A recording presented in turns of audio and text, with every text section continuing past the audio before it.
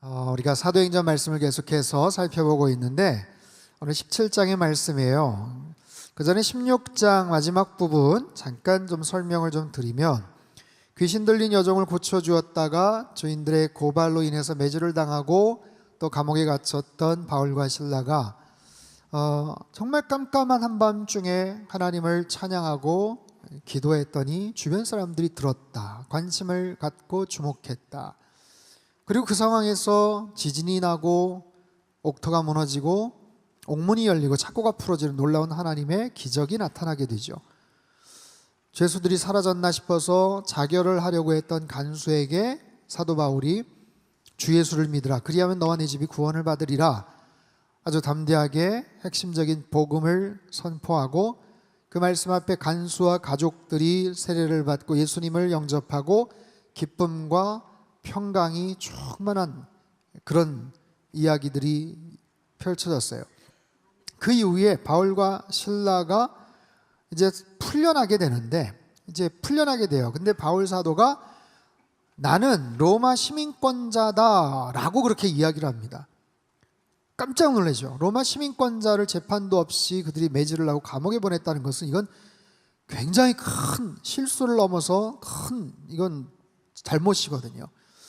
그래서 거기 있는 상관들이, 간수들이 화들짝 놀래서 그냥 조용히 떠나기를 간청을 해요.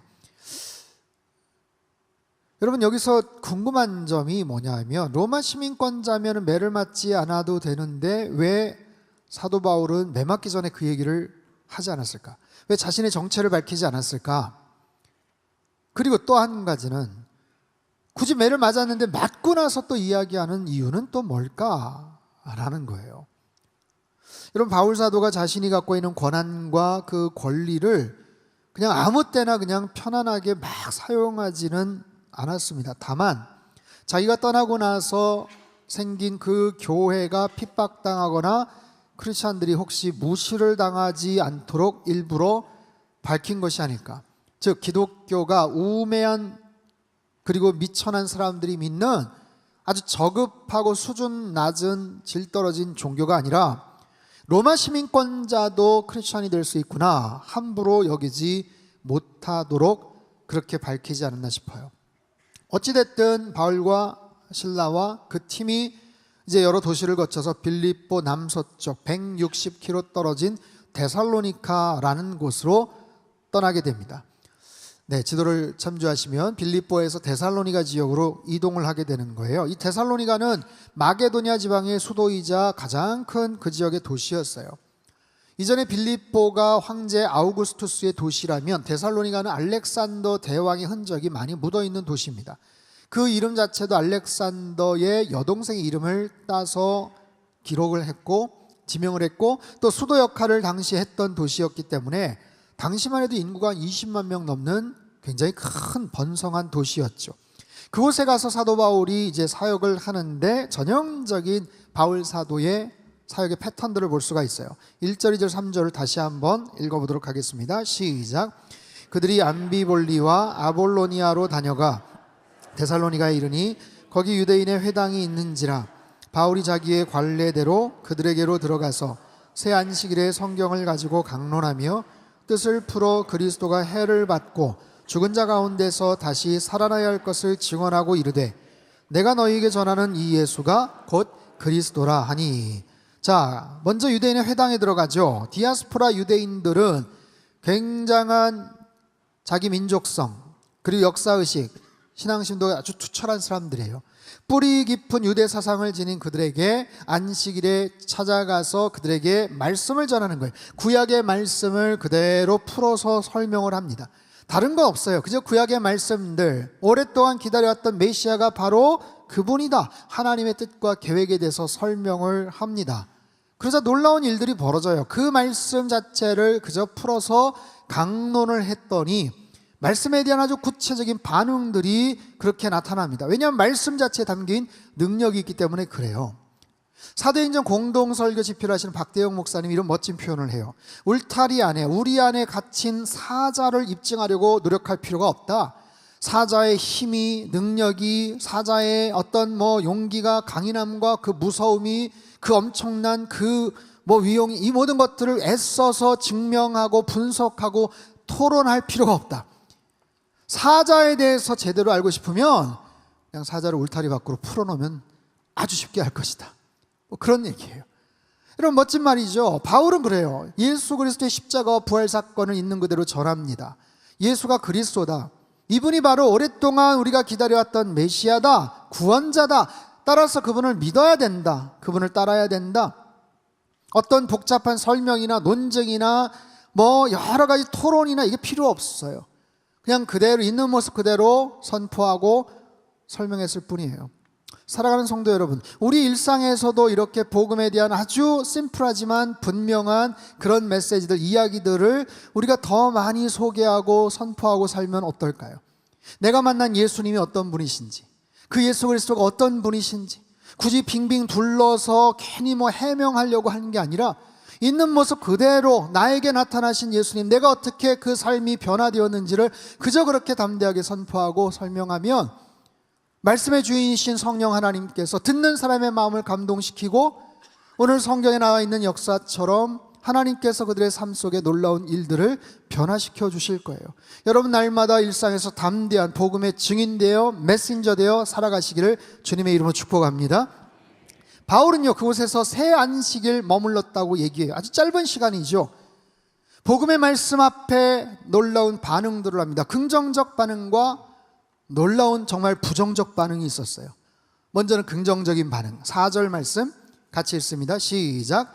그 중에 어떤 사람 곧 경건한 헬라인의 큰 무리와 적지 않은 귀부인도 권함을 받고 바울과 실라를 따르나. 자, 경건한 헬라인의 큰 무리, 적지 않은 귀부인들이 바울과 실라를 따랐어요.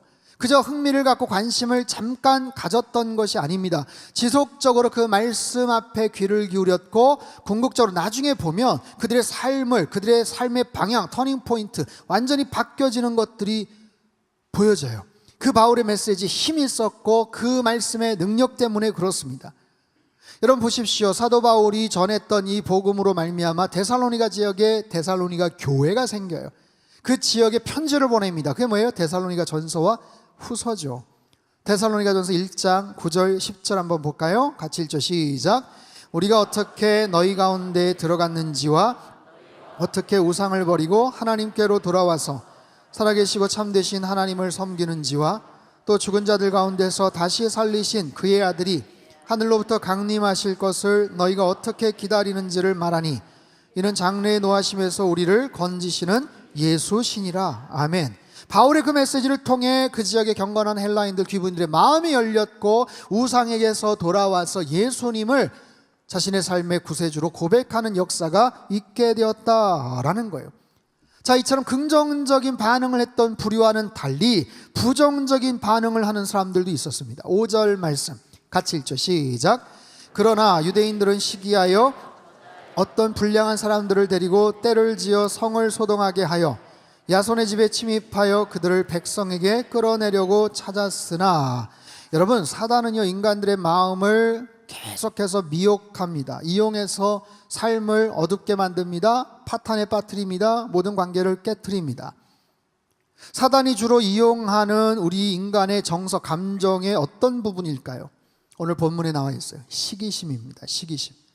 사람의 마음속에는 욕심이 있어요. 죄된 정서가 있어요. 다양하고 복잡한 여러 가지 부정적 감정들이 있지만 그 중에 특별히 시기심, 질투하는 마음, 남 잘 되는 거 못 보는 배 아파하는 마음, 내가 더 드러내고 싶어 하는 그런 인정 욕구. 사단은 그것을 기가 막히게 이용을 합니다. 오늘 본문에도 마찬가지예요. 그래서 폭력도 마다하지 않습니다. 길거리에 불황자들을 그렇게 꼬여서 돈을 주고 매수를 해서 사람들을 어렵게 만듭니다. 성을 소동케 하고 집에 침입합니다. 무례한 사람들이 눈치를 보지 않아요. 여러분 그렇게 나가는 거예요. 그 시기심, 시기 질투심 때문에 그런 거예요. 여러분은 어떠십니까? 우리가 살면서 어떤 상황을 긍정적인 또는 부정적인 반응을 보일 때가 있어요. 그렇게 바라볼 수 있습니다. 굉장히 객관적으로 뭔가 답을 도출해내려고 하는 노력도 있어요. 하지만 내 안에 어떤 부정적인 감정이나 정서, 즉 본문에 나와 있는 시기심, 질투심, 욕심과 여러 가지 열등과 민족 욕구로 인해서 언제나 나의 모습이 약간 삐딱하게 있거나 부정적인 모습들을 늘 지켜보는 사람이냐면 이런 그런 문제가 있는 거죠. 물이 절반이나 남았네와 물이 절반밖에 남지 않았네. 나는 어느 쪽으로 늘 바라보는가? 거기에 따라서 그것이 나의 일상의 습관이 되고 태도가 되고 내 삶을 굉장히 힘들게 만드는 거예요. 내 주변 사람들을 어렵게 만들고 내 인생을 참 우울하고 힘들게 만들어가는 그런 부분들이 있어요. 여러분 보십시오. 오늘 저녁부터 로잔 대회가 시작이 됩니다. 정말 수년 전부터 정말로 많은 분들이 기도하고 준비하고 애를 써서 준비한 대회. 오늘 저녁부터 시작이 돼요. 세계 선교 지도자들이 5,000명, 5,300명 정도가 지금 입국을 한다는 거예요. 국내 1,000여 명, 교회 또 수백 명의 목회자 신학자들이 동참을 합니다. 함께 섬기는 스태프들, 중보 기도자들만 해도 수백, 수천 명이 함께하고 있어요. 이미 여러 차례 말씀도 드렸고 많은 강사님들 통해서 또 여러 가지 설명도 드렸고 주보에 실린 영상, QR코드로 여러분도 보셨겠지만 그럼에도 여전히 로잔에 대해서 부정적으로 비판을 하거나 여러 가지 근거 없는 이야기들로 막 사람들을 미혹시키거나 헷갈리게 하는 사람들도 많아요. 제가 일부러 다 이렇게 봤는데 정말로 염려가 돼서 하거나 아니면 잘 몰라서 하거나 그런 분들도 계시지만 그 중에는 이참에 유튜브 조회수나 좀 올려보자 뭐 이런 마음 가지고 정말 어설픈 영상으로 비판에 가사하는 사람들도 있는 걸 보면 오늘 본문에 나온 사람들처럼 부정적으로 계속 뭔가를 보는 거죠. 참 안타까워요. 여러분 잘 들어보십시오. 로잔 대회가 1974년에 갑자기 어느 날 시작된 게 아니에요. 그 뿌리는, 그 시작의 발단은 1910년으로 거슬러 올라갑니다. 스코틀랜드 에딘버러에서 선교대회가 있었어요. 전 세계 1200명 정도 되는 선교 지도자들이 함께 모여서 이 시대에 그리스도의 복음을 온 세상에 전파하자. 굉장히 고무적이고 좋은 모습 취지로 선교대회가 있었고 이것이 계속해서 이어지기를 소망했지만 그러지를 못했습니다. 이유는 1차 세계대전, 2차 세계대전 때문에 온 세상이 그냥 난리가 난 거예요.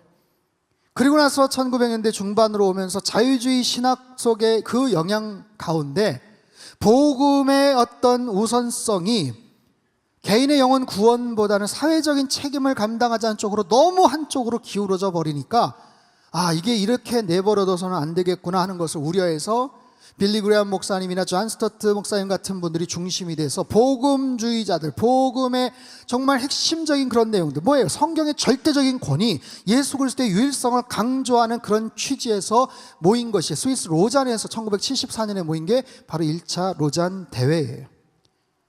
여러분 그 1차 대회에 우리나라 교계 지도자들이 65명이 참석을 합니다.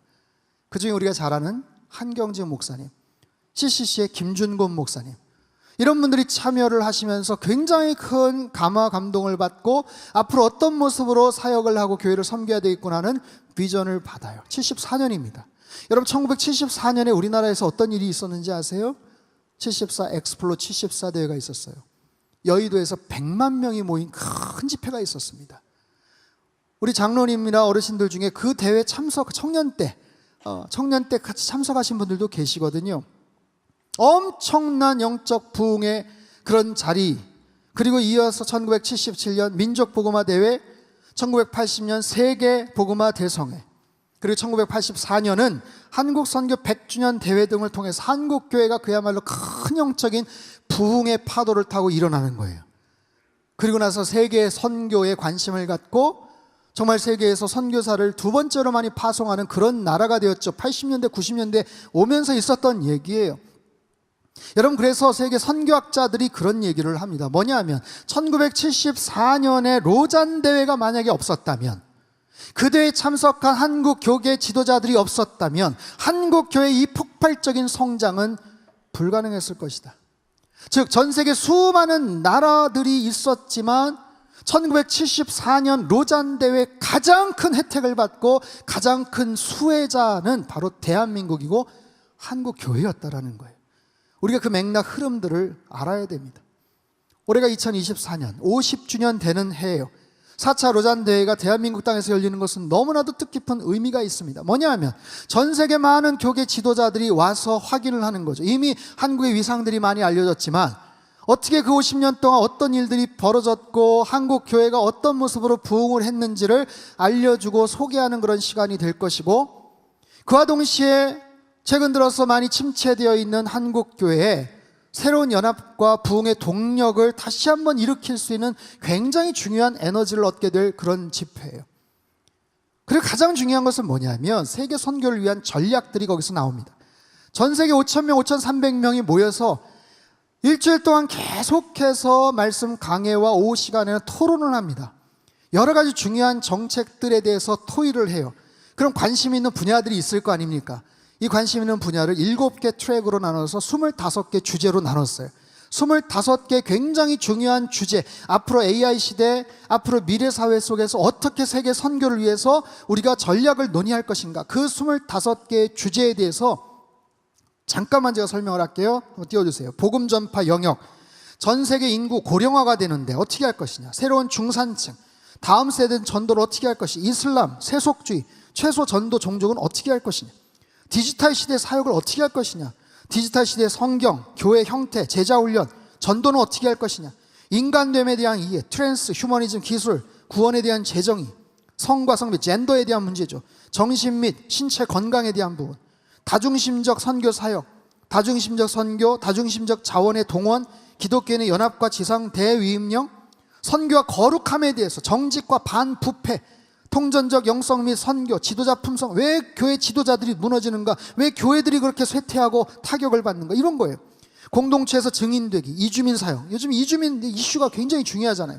도시 공동체, 도시 안에 있는 공동체도 있지만 디지털 공동체, 보이지 않는 온라인 상에서의 공동체는 어떻게 복음을 전할 것인가, 사회적 상호 교류, 기독교 급진적 정치, 그리고 종교의 자유, 창조 세계와 취약계층 돌봄, 일터 사역, 여러분 우리가 생각하지도 못했던 굉장히 중요하고 아주 섬세한 그런 내용에 있어서 일주일 동안 계속해서 이런 것들이 토론이 이루어지고, 거기에서 어떤 나름대로의 정책들 또 법안 같은 것들이 이렇게 정해지면 선교 전략들을 통해서 앞으로 이제 주님 오실 때까지 이런 방향으로 선교를 해나갈 것이다 라는 거예요.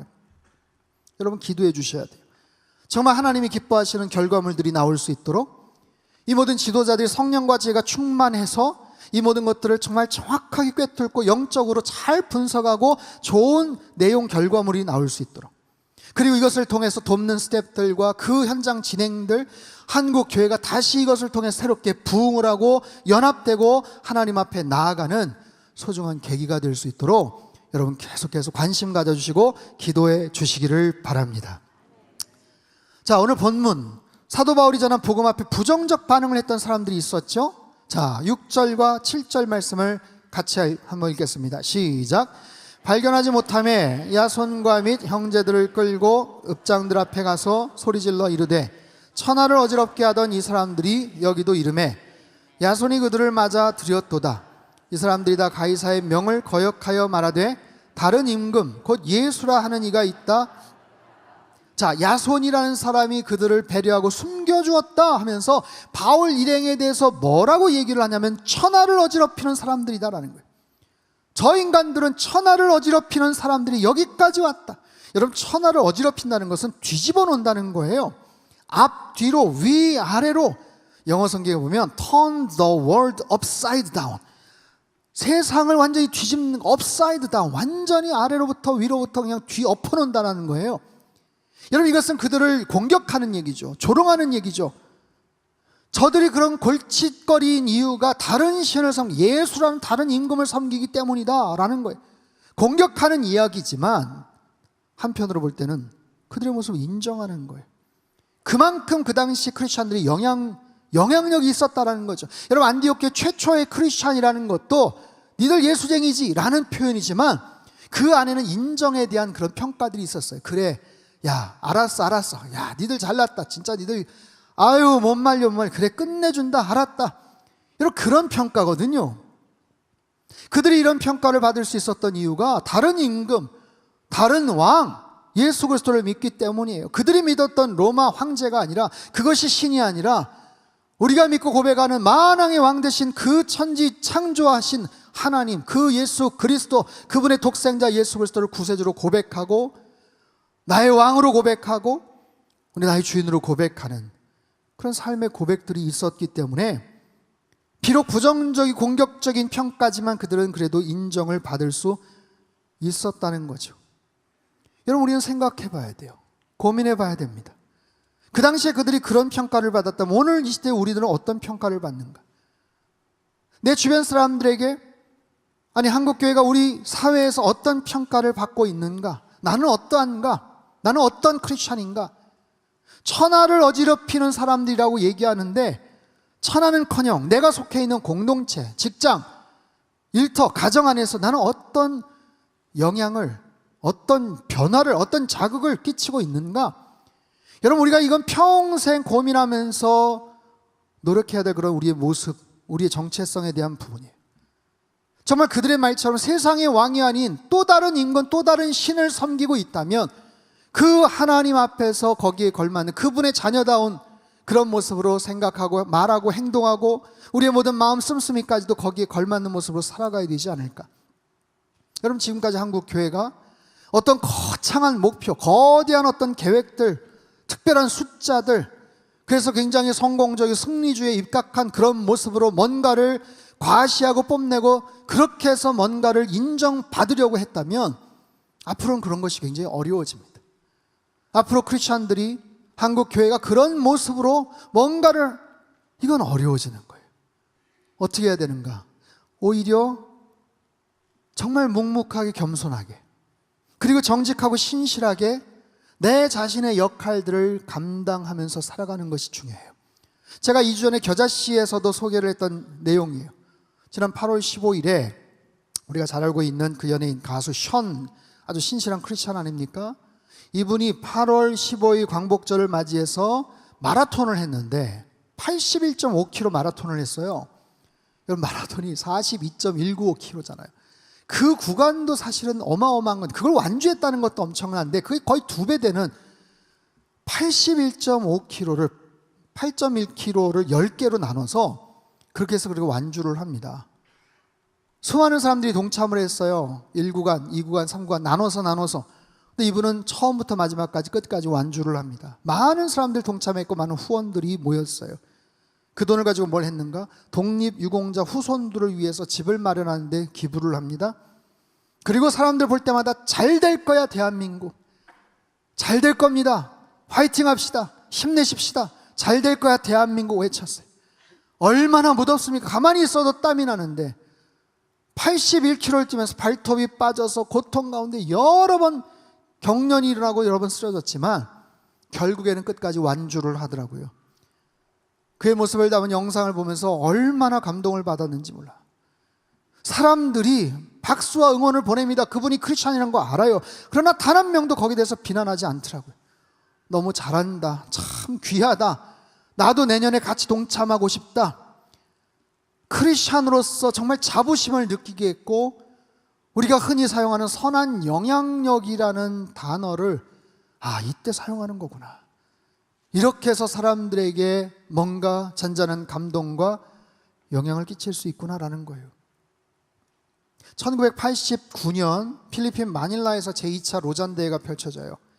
그때 복음을 전한 증인의 삶에 대한 이런 내용들이 나오게 됩니다. 우리 같이 한번 천천히 읽어볼까요? 시작. 변화된 삶보다 복음을 설득력 있게 전하는 것은 아무것도 없으며 삶이 복음과 불일치하는 것만큼 복음을 비난받게 만드는 것도 없다. 교회 안에서의 삶과 교회 밖에서의 삶이 일치할 때 우리는 세상에서 빛과 소금으로 살아갈 수 있다. 복음의 메시지와 복음을 전하는 메신저는 결코 분리될 수 없기 때문이다. 여러분, 너무 중요한 그런 포인트 아닙니까? 변화된 삶보다 복음을 설득력 있게 전하는 것은 없고, 삶이 복음과 불일치하는 것만큼 복음을 비난받게 만드는 것도 없다. 사랑하는 성도 여러분, 우리는 어떤 모습으로 살아가야 될까요? 이 세상에서 어떤 평가를 받으면서 신앙생활을 해야 될까요? 천하를 어지럽히는 사람들이라는 것은 굉장히 공격적이고 비난하는 그런 표현이지만 적어도 그들에게는 분명한 짠맛이 있었고 강렬한 복음의 빛, 그 사명을 감당했었던 거예요. 이 로잔대의 정신은 온 교회가 온전한 복음을 온 세상에 전하는 겁니다. 그걸 위해서 영혼 구원, 복음 전도와 사회적 책임을 하나의 양 날개, 새 양 날개처럼 균형 있게 잘 갖추어 가야 돼요. 그것을 이루기 위해서 굉장히 중요한 세 가지를 이야기를 하는데 영어 알파벳 HIS입니다. H, humility, 겸손함이에요.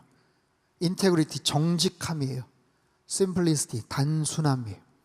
겸손함과 정직함과 그런 단순함을 가지고 신실하게 우리의 삶의 자리를 살아간다는 거예요. 여러분, 데살로니가 교회는요 3주 만에 생긴 굉장히 건강하고 아주 균형 잡힌 그런 교회였어요. 불과 3주. 이것이 복음의 영향력이고 하나님이 주시는 놀라운 은혜요 축복의 선물입니다.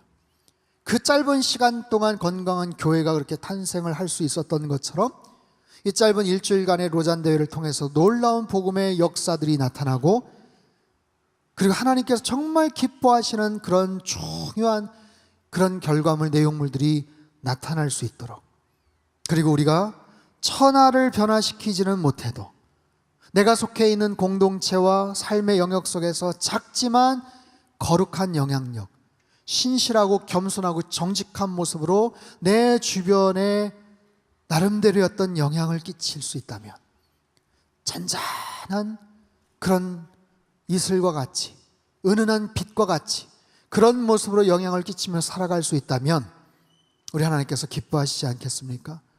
우리의 왕 되신 그 주님을 일평생 따라가며 그분을 닮아가는 하나님의 거룩한 백성들 다 되시기를 주님의 이름으로 축복합니다. 그런 모습으로 하나님 앞에 영광 올려드리고 선한 영향력을 펼쳐나가는 저와 여러분의 삶이 되시길 주님의 이름으로 축복합니다. 기도하겠습니다. 하나님 아버지, 우리가 이 땅을 살아갈 때 어떤 모습으로 살아가고 어떤 모습으로 비춰줘야 되겠습니까? 은은한 빛처럼, 젖어드는 이슬처럼 세상을 향해 선한 영향력을 펼쳐나가는 하나님의 사람들 되게 하여 주시옵소서. 로잔 대회 가운데 하나님 함께하여 주시어서 하나님이 가장 기뻐하시는 결과물들이 나타날 수 있게 도와주시고, 이것을 통해서 세계 선교와 하나님 한국교회가 다시 부흥하고 새로워지는 역사가 있게 축복하여 주옵소서. 존귀하신 예수님의 이름으로 감사하며 기도합나이다. 아멘.